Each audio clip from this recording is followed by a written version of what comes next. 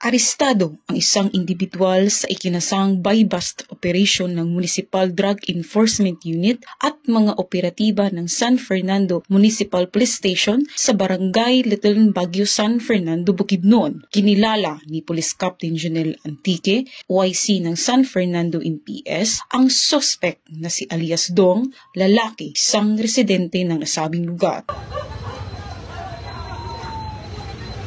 Sa ikinasang operasyon ng mga operatiba ay nakumpiska ang pakete ng hinihinalang shabu, isang 500 peso bill na ginamit bilang buy-bust money at iba pang mga non-drug items. Nahaharap ang suspect sa kasong paglubag ng RA 9165 o Comprehensive Dangerous Drugs Act of 2002. Mula dito sa Camp Capistrano, Busa, Cagayan de Oro City, ako ang iyong PNN correspondent, Patrolwoman Sara Bemba Tumalaki, alagad ng batas, taga-taguyod ng Balitang Pulis.